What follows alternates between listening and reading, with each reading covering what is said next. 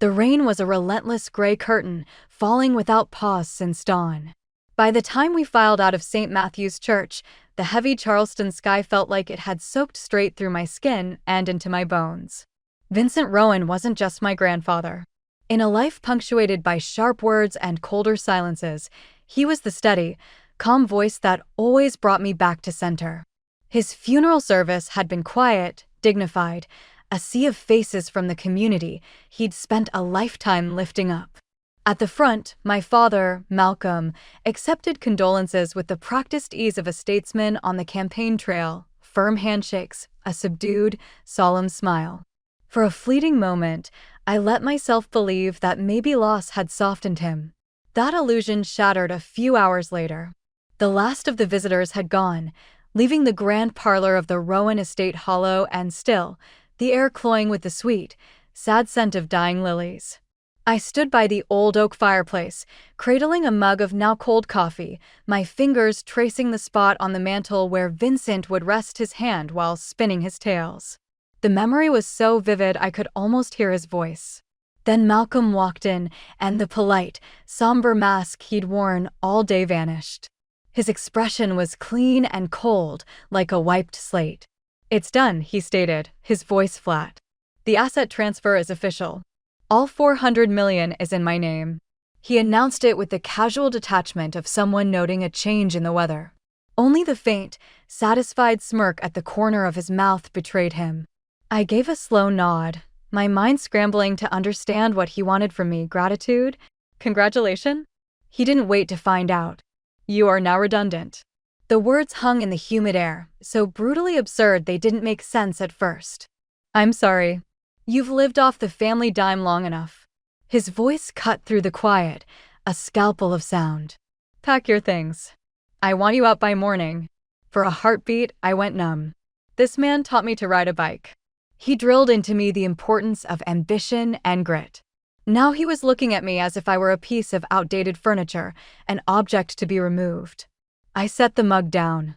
The click against the marble tabletop was terribly loud. Straightening my spine against the tight ache in my chest, I met his gaze. "Fine." My voice was steady. I would not give him the satisfaction of seeing me crack. I turned and walked out, the echo of my own heels on the polished floor chasing me down the long hallway to a bedroom that had never, in all my years, truly felt like my own. My childhood was a lesson in controlled quiet. In our house, silence wasn't peaceful. It was a tool of compliance. Malcolm's rules were absolute. No raised voices, no slamming doors, and above all, no questioning his decrees. My earliest memories of him are audits, my posture corrected, my tone chastised, my dreams labeled impractical. By the age of 10, I'd learned to hide my successes. An A was met with a question, why not an A+? A 1 trophy prompted a musing on how few had really tried. Praise, when it came, was a grudging footnote, never a celebration. Vincent was my sanctuary. Being with him was like stepping from a chill shadow into a pool of gentle, forgiving sun. He never demanded perfection. He asked questions, "What do you think, Callista? What do you want?" And he actually listened to the answers. When I was 15 and told him I wanted to dive into the world of finance, to understand the engines of money and influence, Malcolm had scoffed. A man's game, he'd called it. Vincent just smiled his quiet smile and said, "Then learn everything you can about it."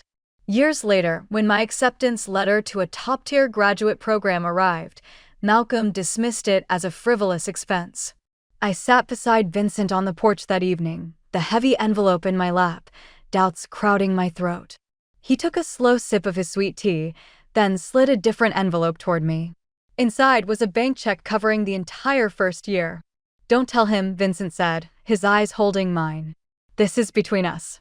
Think of it as an investment in a person who is worth the investment." That was Vincent. His faith in me was a quiet, powerful force, one he backed with action, even at a cost. Now, standing in that hollow bedroom, folding clothes into a suitcase, that memory was a tiny flame in the growing dark. Malcolm could take the house, the status, the money. But he could never reach the foundation Vincent had built inside me. As I reached for another hanger, my elbow bumped the side of my old bookcase. From deep within the worn upholstery of its base, something solid shifted with a soft, wooden thunk. The house had become a museum of locked doors and averted eyes. In the hollow days after Vincent's burial, the warmth he'd woven into the very walls of the Rowan estate leached away, replaced by a new, administrative chill. Rooms that had always breathed with an open invitation were now sealed shut. The library with its familiar scent of paper and polish, the sun-drenched conservatory, even the small, book-cluttered study where Vincent kept his private journals, every doorknob refused my hand with a cold, metallic finality. The staff I'd known since childhood now moved through the halls like ghosts, their eyes fixed on middle distance. Kathleen, the housekeeper whose apron pocket used to magically produce a still warm scone for me, would now offer only a pinched, silent nod before busying herself with dusting an already clean surface. Mr. Rowan's orders was all she'd mutter if I caught her eye, scurrying away as if my presence was a contagion. At dinner, Malcolm held court. He spoke of streamlining, of future-facing investments and necessary renovations, his monologue a blueprint for an estate where I held no deed and no place. He didn't address me, he spoke through me, his tone carrying the grim satisfaction of a gardener finally ripping out a persistent, unwanted root. Retreating to my room, I tried to anchor myself in the mechanical task of packing. My fingers brushed the familiar spines of books that had been my silent allies through a guarded adolescence, a portable fortress for my thoughts. Among them, the weighty biography Vincent had given me for my 18th birthday felt different. As I pulled it from the shelf, something inside it slipped and thudded softly against the binding. I opened the book. Tucked deep between the final pages, as if waiting for this exact moment of displacement, was a sealed envelope. My name was written on the front in Vincent's precise, unwavering script. Sitting on the edge of my bed, the mattress already stripped bare, I broke the seal. Inside was a single sheet of heavy linen paper. The message, written in ink that had faded to a soft blue-gray, was succinct, a cryptic anchor in my swirling reality. The wool shields those who shield others. No signature. No explanation. Just those 7 words, so potent they stopped my breath. I traced the letters, as if the physical act could decode their mystery. This wasn't a note left for the family. This was a message cannonballed from the past, intended only for me. I carefully folded the paper back into its envelope and slipped it into the inner pocket of my bag. Its presence was a sudden, quiet weight, a seed of defiance taking root as my world was pared down to a suitcase. The summons to Malcolm's study came without words, just a charged silence that seeped under my door. The room still smelled of Vincent's cigars and lemon oil, but the soul of it was gone. Malcolm sat behind the vast mahogany desk, Vincent's chair embracing him as if he'd carved it from the tree himself. A glass of amber bourbon sat at his elbow, catching the low lamplight. "Sit." I remained standing until he deigned to look up. A familiar, contemptuous smirk touched his lips. "I assume you've heard the talk," he began, as if the staggering sum wasn't the only thing Charleston was gossiping about. "400 million. All mine." Vincent was generous.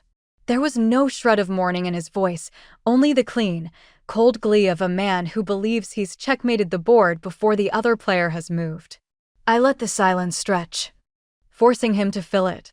"You've enjoyed the comfort of this house long enough, Callista," he continued, the chill in the room seeming to emanate from him. "You're not a child. You're a financial redundancy. Frankly, you've been coasting on the Rowan name." He delivered the verdict with absolute certainty. The irony was almost laughable. I'd worked since I was 16, funded my own ambitions with the help Vincent had provided, not him. To argue would be to scream into a vacuum. "I want you gone by morning," he said, leaning forward, his elbows planting themselves on Vincent's desk as a claim of ownership. "No theatrics. No drawn-out farewells. This is my home. I decide who belongs here." His eyes locked onto mine, hunting for the flicker of fear, the crack of desperation. But my fingers found the edge of the envelope in my pocket. "The wool shields those who shield others." The words were a calm, solid heat against my thigh.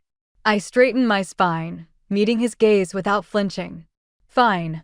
My voice was a flat plane, devoid of plea or tremor. I turned and walked out, leaving him with his bourbon and his hollow victory, the echo of my footsteps the only concession I made to the past. The final item I placed in the suitcase was the biography, its secret envelope now a permanent resident of my coat's inner pocket, a talisman I was afraid to move, as if disturbing it might break its spell. The worn leather bag, a gift from Vincent for my first solo trip to college, felt like the only legitimate inheritance I was walking away with. When the grandfather clock in the hallway below told 9, its deep chime resonating through the empty foyer, my belongings were a lonely cluster by the grand front door. I did not turn for a final look. I simply opened the heavy door and stepped into the damp, salt-tinged Charleston night, closing it softly on the gilded cage of my past. By the next afternoon, reality was a third-floor walk-up in a downtown brick townhouse. The apartment was a shoebox, its walls so close I could touch opposite sides of the main room with my fingertips. Yet the air in it was freer than any in the Rowan estate. There were no locks on the interior doors because there were barely any doors at all. No one watched me, judged me, or measured my worth against a ledger. The funds came from pawning jewelry Malcolm had bestowed over the years, cold, brilliant pieces chosen for their statement, not their sentiment. They bought me a security deposit and 1 month's rent, a narrow financial edge from which to rebuild. My salvation was routine. My job as a financial analyst translated to remote work, and I imposed a rigid structure on my days, building a framework of normalcy around the chaos of my appended life. But in the quiet of the evenings, the envelope always found its way into my hands. The will shields those who shield others. I whispered the words like an incantation. They were not a sentimental platitude. They were a clue, meticulously hidden and deliberately delivered. I began a quiet, digital excavation. I combed through public probate filings, archives of local business journals, and historical articles on complex estate law. I learned about incentive trusts, about conditional bequests designed to enforce behavior from beyond the grave. Most leads were dead ends, but the patterns were telling. Vincent Rowan was a man of exacting detail. His final document would not be a simple transfer of wealth, it would be a chessboard, with pieces he had positioned long ago. 3 days into my exile, an unknown number flashed on my phone. Instinct told me to ignore it, but a deeper pull made me answer. Callista Rowan. Ms. Rowan. This is Brenda Cole. The voice was like polished stone, smooth, cool, and solid. I was your grandfather's attorney. A deliberate, weighted pause traveled down the line. We need to discuss his will. It is unconventional. There was a note in her tone, a suppressed energy that was neither concern nor mere professionalism. It was the faintest hint of anticipation. How unconventional? I asked, my grip tightening on the phone. She gave a low, knowing chuckle. Let's just say your father's recent victory lap may have been premature. Can you come to my office tomorrow? My gaze snapped to the envelope on my makeshift desk. The puzzle pieces were beginning to align with a quiet, undeniable click. Brenda Cole's office was a study in modern efficiency, a stark contrast to the dark, wood-paneled world I'd left. No mahogany, no leather club chairs. Just clean lines, soft gray tones, and a formidable wall of meticulously organized binders. She gestured to a chair, steepling her fingers as she assessed me, her look suggesting she'd been reviewing my file for years. I've been expecting your call, she began, cutting to the heart of the matter. Your grandfather had a rather astute understanding of certain familial tendencies. I didn't need to ask which tendency she meant. Precisely, she said, reading my silence. She pulled a formidable file in front of her. Vincent did not simply bequeath his estate. He placed the entirety of the assets, the $400 million, into a structured trust. Your father cannot access a single dollar unless he fulfills specific, non-negotiable conditions. I leaned forward, the hum of the city outside fading away. What conditions? A ghost of a smile played on her lips. He must personally see to completion the waterfront community revitalization project your grandfather championed. It must receive full city approval and adhere strictly to Vincent's documented charitable vision. She paused, letting the first condition settle. And he must execute it with you as his co-executor. Equal authority. Equal signing power. A true partnership. The air left my lungs. You're telling me he needs my consent. My active participation. Not just needs it. The terms mandate it, she corrected. But there's more. The project has a 12-month window. During that time, there must be no legal action between you, no public disputes, and neither party may formally withdraw from the agreement. Any breach triggers the dissolution of the trust. She flipped a page with a crisp snap. Upon dissolution, half the fortune is irrevocably directed to Vincent's named charities. The other half, her eyes met mine, passes directly to you. Silence flooded the room, broken only by the steady whisper of the air conditioner. I saw Malcolm in his stolen chair, smug and sure. I heard his declaration of my redundancy. A wave of profound understanding washed over me. He engineered this, I murmured, more to myself than to her. He built a trap to protect his legacy. He built a shield, Brenda Cole clarified softly, for the person he trusted to wield it. And that wasn't my father. It was not. She let the statement hang, a truth now officially documented in the sterile office air. I traced the cool, metallic edge of her desk, my thoughts racing ahead. When will Malcolm be informed of this? Brenda's composed smile widened, just a fraction. It was all the answer I needed. He was served the papers this morning. A new feeling crystallized in my chest, not hope, but something sharper, anticipation. It was cold, clear, and certain. I nodded, rising from my chair. Then I should expect a knock on my door. The expected knock came less than a day later, a percussive, impatient sound on my thin apartment door. When I opened it, Malcolm stood on the narrow landing. He was, as ever, tailored to perfection, but the facade had cracks. A pallor beneath his tan, a faint, unhealthy sheen on his forehead, and a tension in his shoulders that his expensive suit couldn't conceal. "Callista," he said, the name a strained exercise in civility. A smile, more of a grimace, followed. "We should talk. Family to family." I stepped back without a word, granting him entry into my small, defiant space. His eyes performed a swift, scornful audit of the thrift store furniture and bare walls, his disdain as palpable as a smell. He sat on my sofa as if it might soil him. "There's been a ridiculous mix-up at the bank," he began, attempting a tone of weary exasperation. "Some nonsensical trust provision. Just bureaucratic red tape." "It's not a mix-up," I said. My voice even. "It's the will." He made a dismissive gesture, as if swatting a gnat. "Your grandfather let his heart overrule his head. We can fix this." He leaned forward, deploying a version of sincerity that didn't reach his eyes. "Listen. We are Rowans. Blood is thicker than water, and certainly thicker than legal paperwork. We've had our clashes, but this is a chance for a fresh start. We can make this mutually beneficial." Vincent's voice echoed in my mind, a steady whisper. "Don't react. Negotiate." "What exactly are you proposing?" I asked, my calm mirror held up to his agitation. "You sign a simple waiver. A formality. Let the lawyers clear this blockage. Naturally, you'll be compensated for your time." His smile was a tight, transactional thing. "The will specifies otherwise," I said, holding his gaze.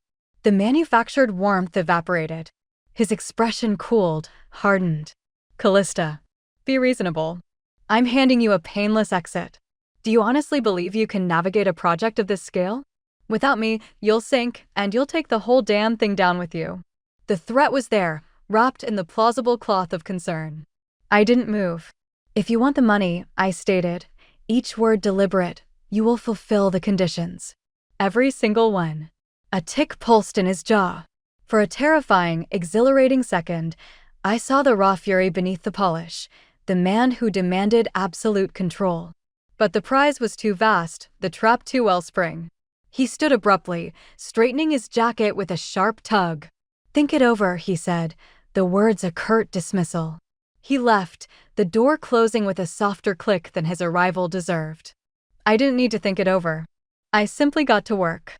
With Brenda Cole's razor-sharp guidance, I drafted an addendum.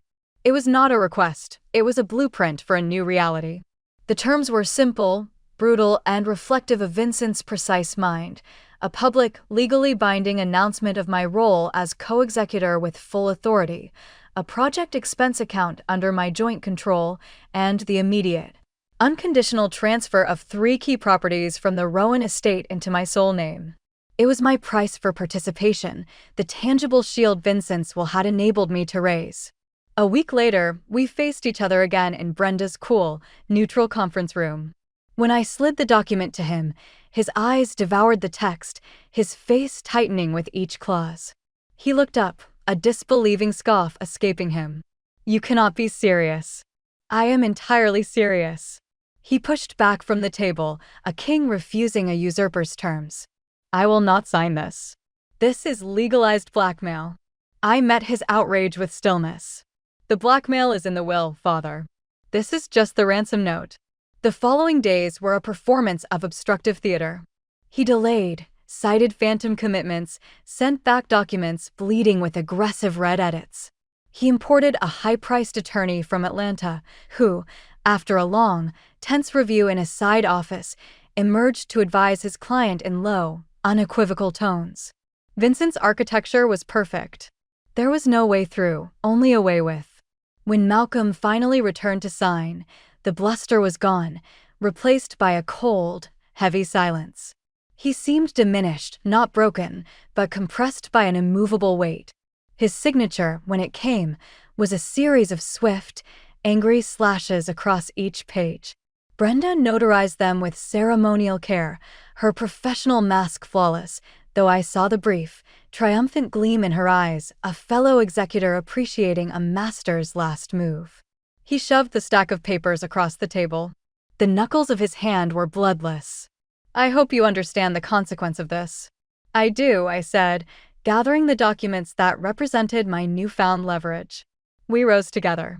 The space between us crackled with a lifetime of silences and slights, now formalized in ink. He turned and left without a word, without a glance, the door sighing shut on his exit. Alone with Brenda, the quiet was different. It was the quiet after a storm has changed direction. The balance of power.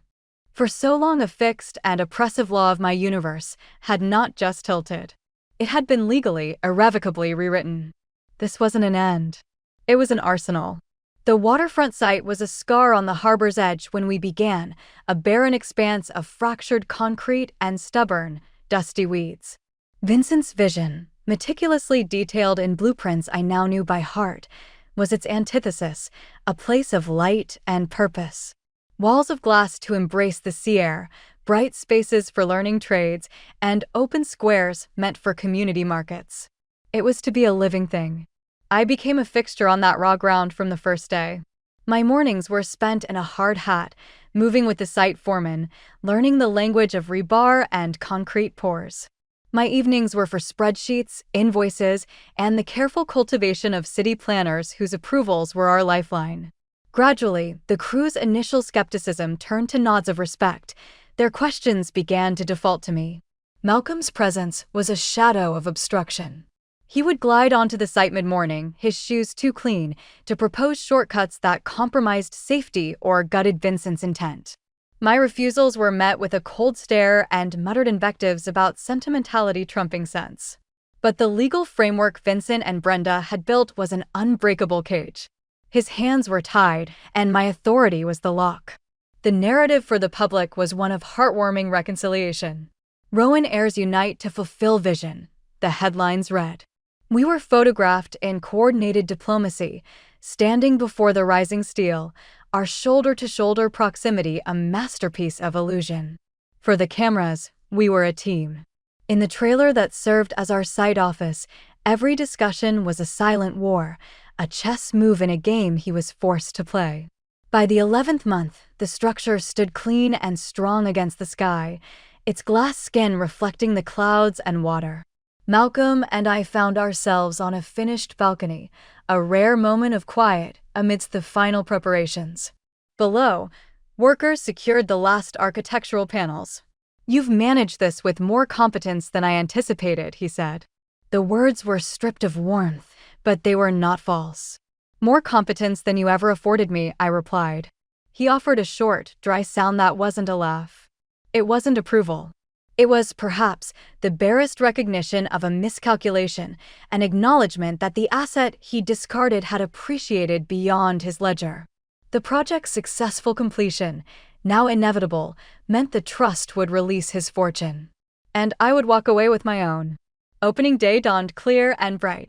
A crowd, vibrant and buzzing, overflowed the new plaza, city dignitaries with polished pins, reporters with hovering microphones, and, most importantly, the families from the surrounding blocks whose neighborhood this now was. The community center gleamed at our backs, a promise made real.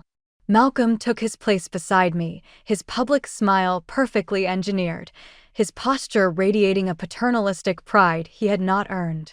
The ceremony proceeded, and when the moment came, it was my name that was called to the podium. Vincent had specified this, too. I stepped forward. I spoke not of business, but of belief. Vincent's conviction that true legacy was measured in lifted hands, not stacked ledgers. I thanked the steelworkers, the electricians, the volunteers who had painted walls and planted gardens. I thanked the community for its patience and its hope. I did not thank Malcolm. The applause began as a polite ripple, then swelled into a sustained, resonant wave of sound that filled the courtyard. From the periphery of my vision, I saw the careful mask on my father's face stiffen, his jaw working as the spotlight refused to shift back to him. As the last ribbon fell and the doors were officially opened, the legal conditions were satisfied. The trust dissolved according to plan. Malcolm secured his hundreds of millions. And I secured something else, the deeds to 3 substantial properties, now solely in my name, and the uncontested public credit for orchestrating Vincent Rowan's final, defining gift to the city. While the crowd milled and celebrated, I turned and walked down a slender path lined with new saplings. The crisp tap of my heels on the fresh pavement was a steady, solitary beat. The sound of laughter and music flowed from the vibrant building behind me, exactly as its creator had intended. I did not glance over my shoulder to see where Malcolm stood. There was no point. I had already done the work of separating gold from dross. I carried the part of my family's inheritance that had true worth, the trust, the skill, the legacy, and left the hollow remainder where it belonged, in the past.